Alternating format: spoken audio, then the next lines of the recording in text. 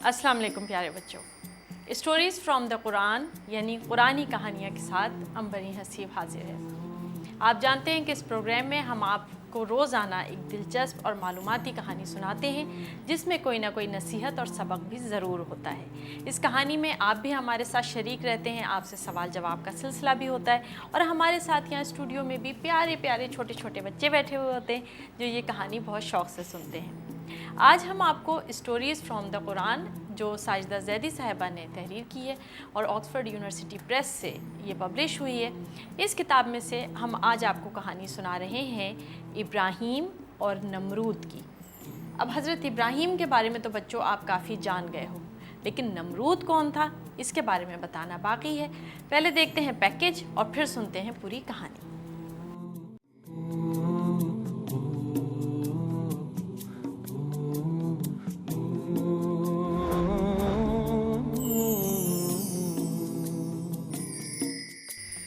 हज़रत इब्राहीम एक ऐसी बुत परस्त कौम में पैदा हुए जो कुफ्र में मुब्तला थी। उनके बादशाह का नाम नमरूद था।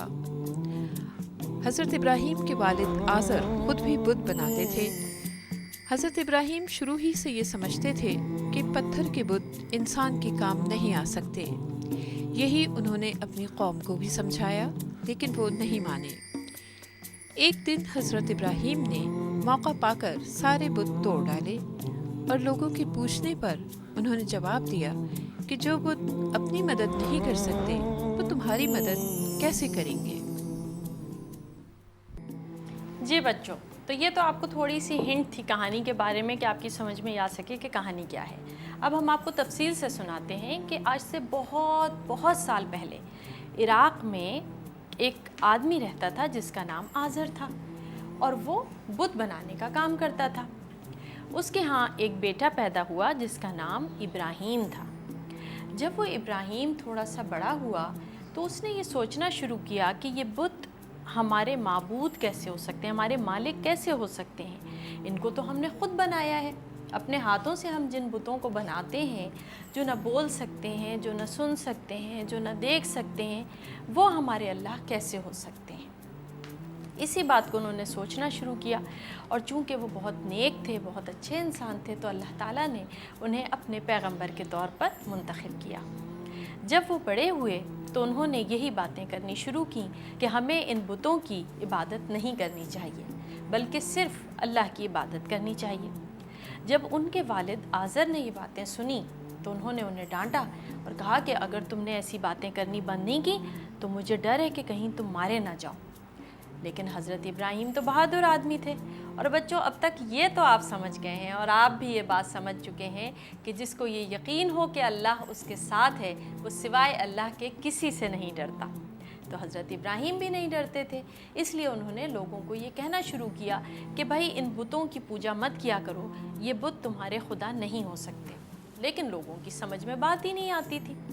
एक मर्तबा क्या हुआ कि उस बस्ती के सारे लोग किसी एक मजहबी त्यौहार के लिए जा रहे थे, यानी उनका कोई फंक्शन था, उसमें वो लोग जा रहे थे।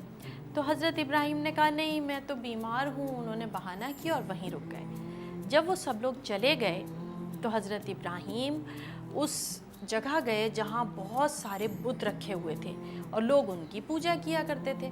उन बुतों के आगे खाने की चीज़ें रखी हुई थी, मज़े मज़े के फल रखे हुए थे। हज़रत इब्राहीम शरारत से मुस्कुराए और उन्होंने बुतों से कहा, तुम खाते क्यों नहीं हो ये चीज़ें? तुम्हारे सामने रखी हुई हैं, तुम्हारे लिए रखी हुई हैं, तो खाओ। अब जाहिर है बुत तो नहीं खा सकते थे। फिर हज़रत इब्राहीम ने कहा, तुम मुझे बात का जवाब क्यों नहीं देते? उन्हें मालूम था कि बुत तो आगे से बोल ही नहीं सकते। फिर उन्होंने एक कुल्हाड़ी उठाई और उठा के सारे बुत तोड़ दिए। और फिर पता है बच्चों उन्होंने क्या किया?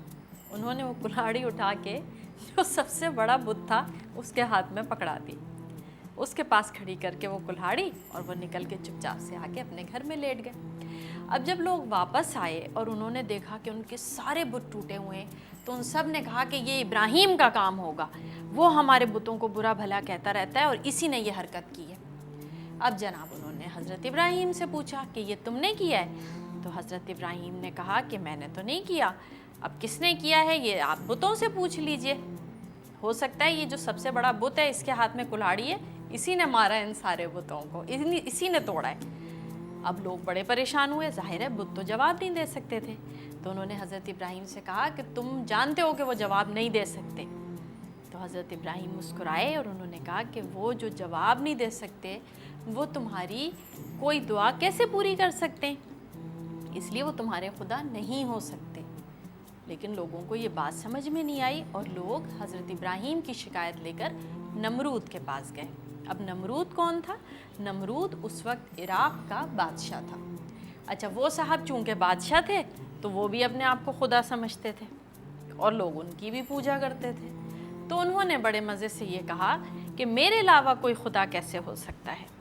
لیکن حضرت ابراہیم نے چونکہ وہ بہادر آدمی تھے تو انہوں نے نمرود کے سامنے بھی یہی کہا کہ نہیں، یہ گونگے، بہرے، اندھے خدا نہیں ہو سکتے، اور تم کیسے خدا ہو سکتے ہو؟ تم تو ہم جیسے عام آدمی ہو، جیسے ہم عام انسان ہیں ویسے تم عام انسان ہو، تو تم ہمارے خدا کیسے ہو سکتے ہو؟